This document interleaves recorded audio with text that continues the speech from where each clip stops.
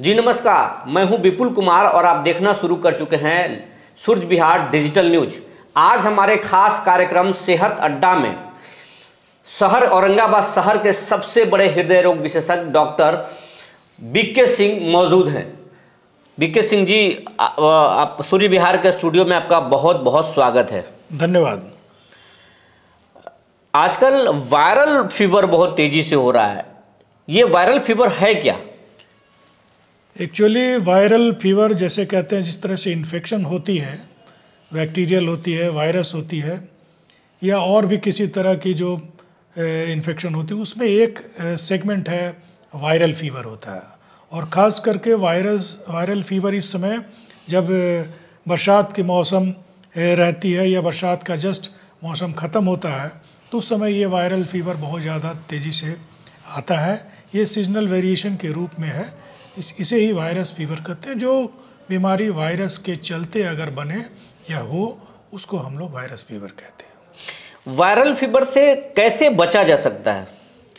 जैसे viral fever खास करके इस समय जब हल्की हल्की ठंड शुरू होती है, या दिवाली के पहले का समय आप कह सकते हैं, या ठीक बरसात के बाद का समय हो सकता है, तो उस समय लोग जनरली जो है वो प्रिकॉशन नहीं लेते हैं, ठंड से बचने की कोशिश नहीं करते हैं। और ठंड में ये वायरस फीवर ज़्यादा होता है, तो ठंड से अगर प्रिकॉशन रखें, बरसात में अगर भीगे नहीं, तो हम इससे बचाव कर सकते हैं। वायरल फीवर का वो प्रमुख लक्षण क्या होता है? कैसे हम पता कर सकते हैं कि ये नॉर्मल फीवर नहीं है, वायरल फीवर है? नहीं, जैसे वायरल फीवर और नॉर्मल फीवर में कोई अंतर नहीं है। वायरल फीवर इस समय की तत्कालिक रूप से हम बात करें, तो ज़्यादातर वायरस में सर्दी, खांसी और बुखार होता है, और लोगों को शरीर में दर्द भी होती है। तो ये सर्दी, खांसी और बुखार ये ही प्रमुख लक्षण है वायरल फीवर के। और कभी कभी किसी को, जैसे वायरस का एक बीमारी जो है डेंगू, भी एक वायरल फीवर ही होता है। अब बहुत तेज़ी से हो रहा है वायरल फीवर। जब लोगों को हो रहा है तो जांच करा रहे हैं तो डेंगू पॉजिटिव आ रहा है, तो इसका प्रमुख कारण क्या है?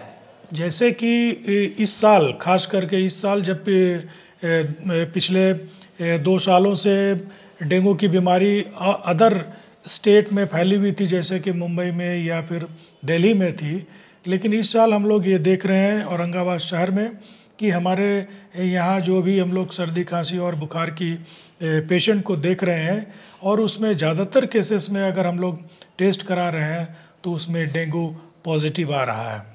तो डेंगू भी एक वायरस ही है।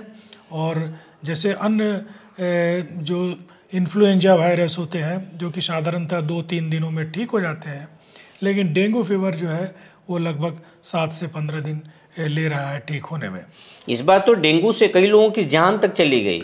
बिल्कुल, ज़्यादातर केसेस में डेंगू फीवर जानलेवा नहीं होता है, लेकिन कभी कभी जिसको कि कहते हैं डेंगू हेमोरेजिक फीवर, कहने का मतलब है कि जब डेंगू में कॉम्प्लिकेशन होने लगे, आपको ब्लीडिंग होने लगे, जगह जगह चकत्ते आने लगे, या अदर इंटरनल ब्लीडिंग होते हैं, तो उसको डेंगू हेमोरेजिक फीवर कहते हैं, या डेंगू शॉक सिंड्रोम कहते हैं। कहने का मतलब कि पेशेंट अचानक शॉक में जाने लगे, उसका ब्लड प्रेशर कम होने लगे, उसकी स्थिति दयनीय होने लगे।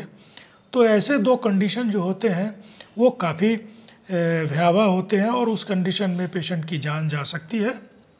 उनको बचाया कैसे जा सकता है? बचाने का मूल लक्षण ये है कि जैसे ही आपको अगर सर्दी, खांसी ज़्यादा और शरीर में ज़्यादा ऐंठन, दर्द हो, तो ऐसे कंडीशन में आपको डेंगू का चेक कराना चाहिए। और अगर डेंगू का चेक आप करते हैं, तो डेंगू के चेक में अगर आपका ये पॉजिटिव मिलता है, तो वैसे कंडीशन में आपको प्रिकॉशन में रहना चाहिए, और हमेशा हर दिन या हर एक दिन बीच करके, जैसी आपकी कंडीशन है, प्लेटलेट चेक कराते रहना चाहिए। और देखा गया है कि जहाँ प्लेटलेट की मात्रा कम होते जाती है, उसमें हेमरेज होने का खतरा ज़्यादा होता है। और ख़ास करके हम लोग ये कहते हैं कि 50,000 से ज़्यादा अगर आपके 50,000 से कम अगर आपके प्लेटलेट हैं, वैसे कंडीशन में आपको पूरी तरह सतर्क हो जाने चाहिए। और अगर आपका प्लेटलेट 20,000 से नीचे गिर रहा है, वैसे कंडीशन में तुरंत हॉस्पिटलाइज होना चाहिए जहाँ की प्लेटलेट चढ़ाने की सुविधा मौजूद हो। हम लोग खाना से प्लेटलेट्स को बढ़ा सकते हैं कि नहीं? ऐसा कोई साइंटिफिक डाटा नहीं आया है, लेकिन देखा गया है कि जो पपीता है वो, या पपीता के जो पत्ते के रस होते हैं, पपीता से थोड़ी प्लेटलेट ज़रूर बढ़ती है। और जो भी अभी मार्केट में दवा उपलब्ध है वो पपीता के ही से ही बनाया हुआ दवा उपलब्ध है। तो जहाँ पर कि प्लेटलेट, यूजुअली प्लेटलेट जो है, बीमारी अगर ठीक होती है तो अपने आप प्लेटलेट बढ़ना शुरू हो जाता है, लेकिन अगर नहीं बढ़ रहा है तो ऐसे कंडीशन में हम पपीता, कीवी या नारियल पानी ये सब दे सकते हैं। क्योंकि ये देखा गया है कि खास करके कि डेंगू के फीवर में अगर आप में पानी की कमी हो जाती है, पानी आपके शरीर में कम रहते हैं और किसी कारण से आपका ब्लड प्रेशर फॉल होता है, वैसे कंडीशन में प्लेटलेट का मात्रा जो है वो ज़्यादा कम होने का खतरा रहता है, और वैसे कंडीशन में आपको कॉम्प्लिकेशन होने का खतरा ज़्यादा होता है।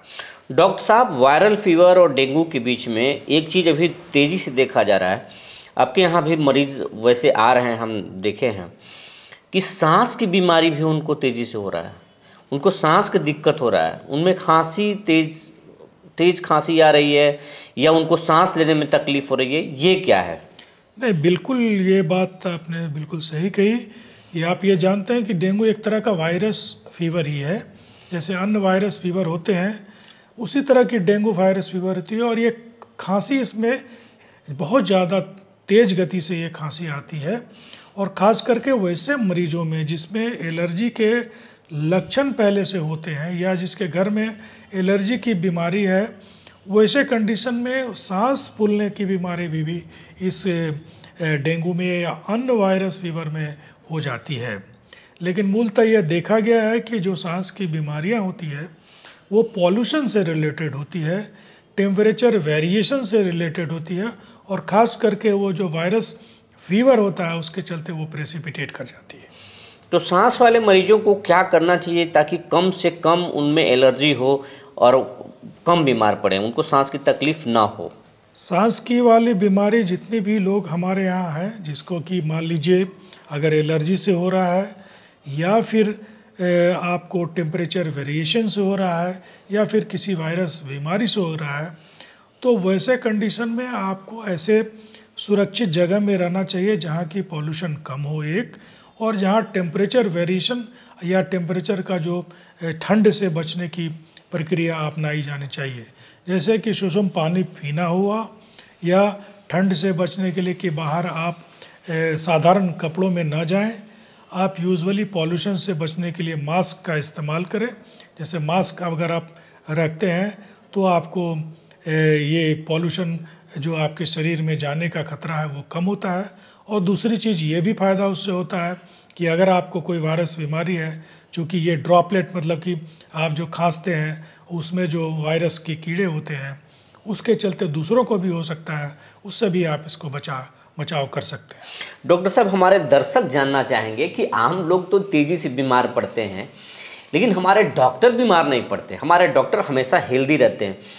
तो डॉक्टरों का सेहत का राज क्या है, ताकि आप लोगों से साझा करें, ताकि लोग भी आपके जैसे परहेज़ करें या हेल्दी फूड खाएं, ताकि वो स्वस्थ रहें, आपके जैसे हेल्दी रहें। नहीं, सबसे पहले तो मैं ये बताना चाहूँगा कि डॉक्टर्स में जो बीमारियों की दर है वो आम लोगों से ज़्यादा होती है।